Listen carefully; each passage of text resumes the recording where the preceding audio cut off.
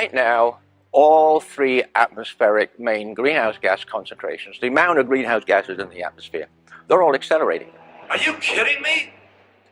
After all that we know and the rush and urgency of what we have to do, we got still fossil fuel coming on big time. Our leaders are not behaving as if we were in an emergency.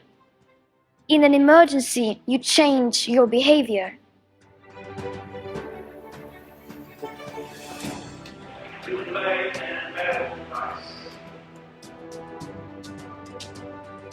The Global South is facing severe effects of climate change.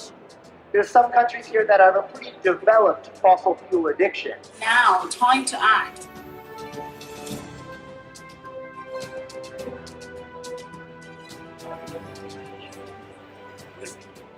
I've never seen so much failure of governance on an international basis as I see today. We're in a battle against big money. Don't ever stop and think otherwise. And now the Arctic ice sheet, we learn, is melting 4 times faster than it was 10 years ago. Think about that. Palau, 20 years ago, we were talking about adaptation and mitigation. But Palau's not talking a lot about that anymore. They're talking about moving their entire population to somewhere else on planet Earth to live. And talk to the rest of the island states. You don't think their rights, they don't feel that their rights have been violated by a bunch of countries that are chewing up their Earth for the purpose of making more money and living out an ethic that has long since lost its sensitivity to the needs of people all over this planet. We have solar that has raced ahead to an 89% reduction in cost. It is now absolutely, under any standard, by whatever you measure, it is cheaper than coal. No question about it. And by the way, coal has cheated for years. And the financial people have allowed them to do it because nobody has ever done honest accounting. They never account for the cost of black lung disease. They never account for the cost of sludge in the lakes and rivers and streams that steals fishing and life from the future. They never account for the fact that you have particulates in the air that affect air quality to such a degree that the largest cost of children being hospitalized in America every single summer is environmentally induced asthma. It costs us $55 billion a year. They don't factor that into the cost. They don't factor the spillage and the damage created in transportation of the fuel. So you put that into it, and solar eclipses the cost of coal hugely and dramatically. Right now, we got a whole bunch of people, at least in the United States, who are sitting there with impunity. They can deny the existence and nothing happens to them. Are you kidding me? Nobody should be allowed to deny the existence of climate change, the greatest challenge we face in terms of global organization and effort. If they do, they need to be removed and replaced by people who will get the job done. That's what we have to do.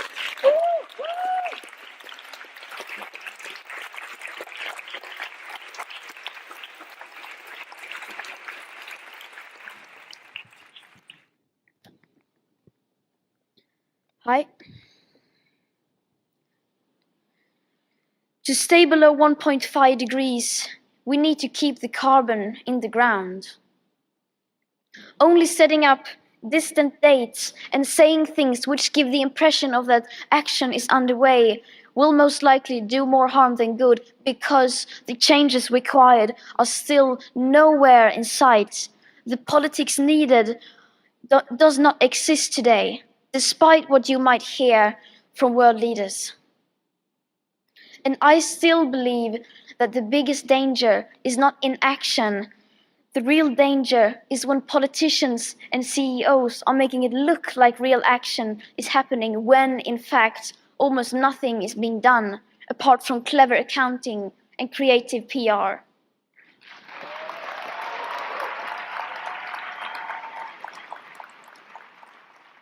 Since the Paris Agreement, global banks have invested $1.9 trillion in fossil fuels.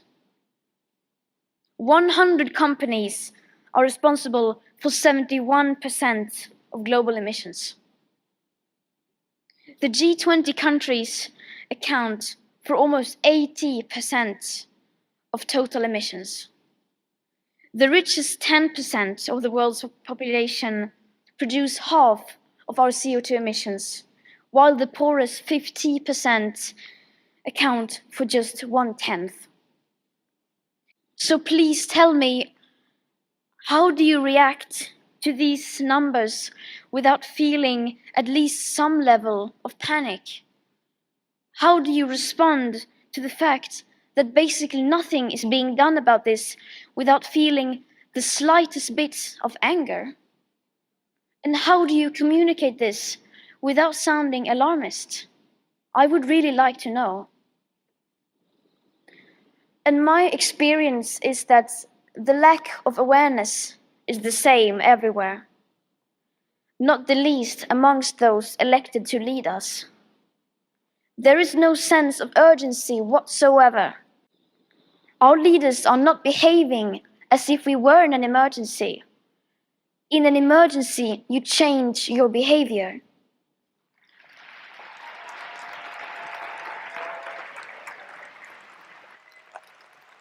My name is Hilda. I'm a climate activist and I come from Kampala, Uganda.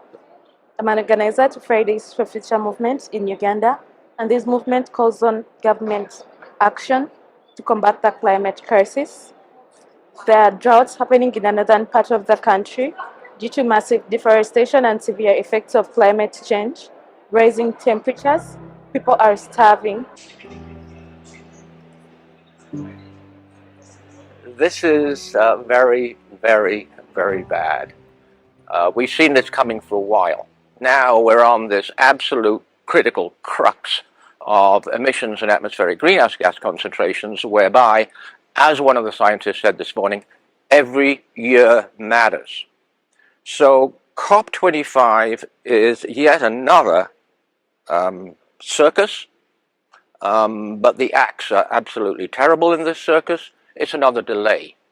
Right now, all three atmospheric main greenhouse gas concentrations, the amount of greenhouse gases in the atmosphere, they're all accelerating. Carbon dioxide, methane since 2000, and now a paper released this year, nitrous oxide. So all three are on an accelerating trend. Now what does that mean?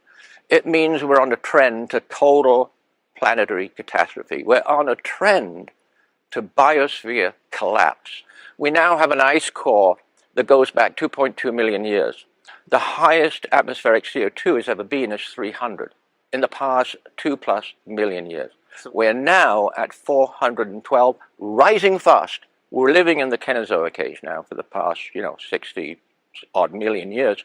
There never has been the richness, the diversity of life on planet Earth as in the Cenozoic, right? That diversity, that richness is being utterly destroyed, both by deforestation and now by catastrophic climate change. The countries that are blocking any progress on emissions, they are acting in the most evil way that anybody could imagine, because we're looking at the destruction of Earth, oceans and land. Without the intervention, without powerful statements by the world scientists, nothing's going to happen. Doesn't matter how much the young people say. They're going to be completely ignored. Their lives are going to be written off by the negotiating process of what we used to call world powers, right? There has been a massive eruption of methane in the Arctic. It's gone practically unreported. We'd never seen anything like it, nothing approaching this. Looking at the 2.2 million year ice core, the maximum methane concentration ever was 800 parts per million. Up in Barrow, Alaska now, it is 2,050 parts per million and staying there.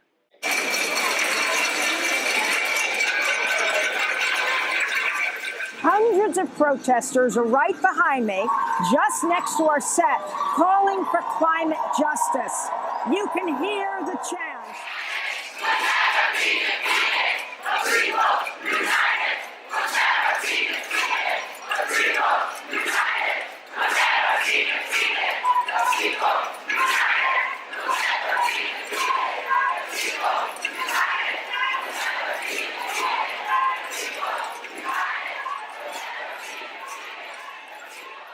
This planet is nothing but a grab for CO2 colonialism. So what we saw in the streets the other day in the mass mobilization, the march, the indigenous peoples who came here from Chile, came here from Ecuador, from Colombia, from Brazil, and us from the north standing with them to denounce and link climate capitalism with neoliberalism, with imperialism, and, you know, with the same policies coming out of the United States, a denouncement of this insanity that wants to prioritize Mother Earth.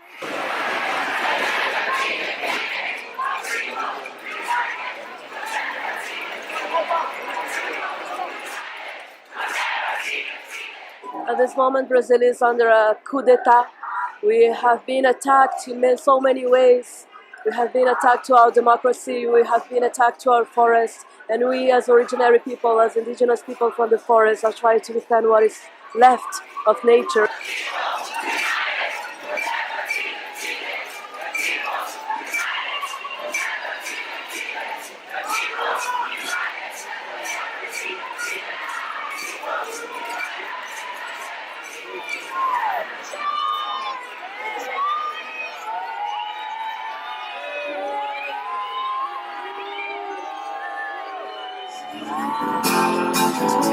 Quisiera ser civilizado como los animales.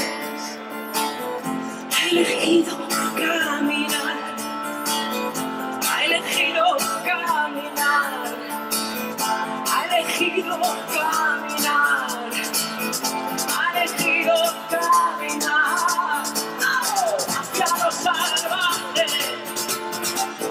hacia lo salvaje. Hacia lo salvaje, hacia lo salvaje.